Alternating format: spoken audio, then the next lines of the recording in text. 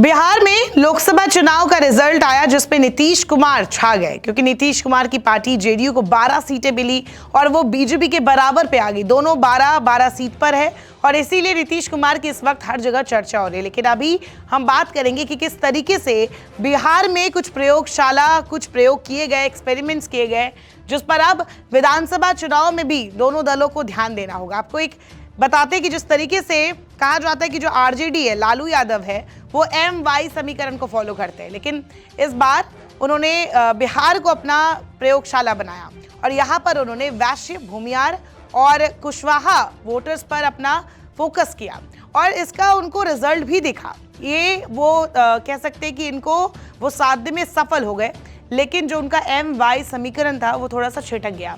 इस बार के चुनाव में ये भी एक बात है कि धर्म से ज़्यादा जाति प्रभावित दिखी, मतलब हावी दिखी, क्योंकि यहाँ पर अगर आपको एग्जाम्पल दे तो जैसे पूर्णिया में बीमा भारती जो कि जेडीयू से आरजेडी में आई थी, उनको तीसरे नंबर पर रखा गया, बहुत ही कम वोट मिले और उनकी जगह पप्पू यादव यहाँ पर जीत गए। यानी कि यादवों ने यहाँ पर पप्पू यादव को ही वोट दिया। इसी तरीके से अगर बात करेंगे औरंगाबाद की, तो औरंगाबाद में बीजेपी के सुशील कुमार सिंह वो हार गए, उनकी जगह कुशवाहा वोटर्स ने अभय कुशवाहा को वोट दिया और वो जीत गए। तो ये एक समीकरण है जो कि ये दिखाता है, और ये सिर्फ 2 कैंडिडेट नहीं है, ऐसे तमाम कैंडिडेट्स हैं जहां पर या तो उनको हार भी गए हुए तो उनको बहुत वोट्स मिले हैं, मतलब अच्छे खासे वो अंतर से वो नहीं हारे। तो इस तरीके के माहौल से इतना पता चलता है कि आरजेडी को भी और नीतीश कुमार को भी, क्योंकि ये सारे वोट बैंक जो है, चाहे वो कुशवाहा हो या फिर वैश्य हो या फिर भूमियार हो, ये जेडीयू से ज़्यादा जुड़े हैं। लेकिन ये अब लालू यादव ने साधने में सफलता हासिल कर ली है। तो लालू यादव के लिए एक चैलेंज ये है कि विधानसभा चुनाव में अब उनको अपना जो MY समीकरण है उनको भी सेव करना है, और साथ ही साथ जो जेडीयू है उनको भी अपना जो छिटके हुए ये जो कुशवाहा, भूमियार और वैश्य है, इनको भी अपने पास वापस लाना है। तो विधानसभा चुनाव अगले साल होने वाला है और ये एक तरीके से इन दोनों के पास टास्क है। पिछले चुनाव में उपेंद्र कुशवाहा और जीतन राम मांझी एनडीए में नहीं थे, अब की बार वो एनडीए में थे। उपेंद्र कुशवाहा हार गए, हालांकि एनडीए के मौजूदा स्वरूप की आजमाइश कारगर रही।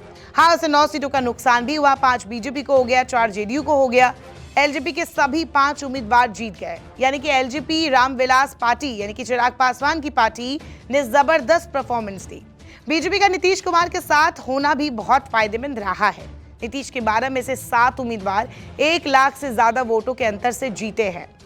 इस चुनाव में लालू के नए जाति प्रयोग सफल हुए, लेकिन MY समीकरण दरक गया। लालू प्रसाद ने इस चुनाव को विधानसभा चुनाव को जीतने की प्रयोगशाला माना, ऐसा कहा जा रहा है। कई प्रयोग भी किए, जैसा हमने आपको बताया। उनका विशेषकर कुशवाहा, भूमियार और वैश्य प्रयोग कामयाब सा दिखा। इन जातियों का भी वोट आरजेडी को और उसके चलते इंडिया को मिला, जैसे कि ऋतु जायसवाल शिवहर से है, वही मुन्ना शुक्ला वैशाली से है। ये हार गए पर इनको मिले वोट। और अभय कुशवाहा औरंगाबाद से, जो हमने आपको बताया कि जिन्होंने सुशील कुमार सिंह को हराया है, उनकी जीत में ये कामयाबी साफ दिख सकती है। ये जातियां एनडीए की वोटर रही है, लेकिन ये अब इस बार लालू प्रसाद यादव के वोटर बन गए हैं। अब एनडीए की बड़ी चुनौती कि इन सबको साथ लाने में मेहनत करनी होगी। ऐसी ही मेहनत आरजेडी को अपने दर के MY समीकरण को दुरुस्त करने में करनी होगी।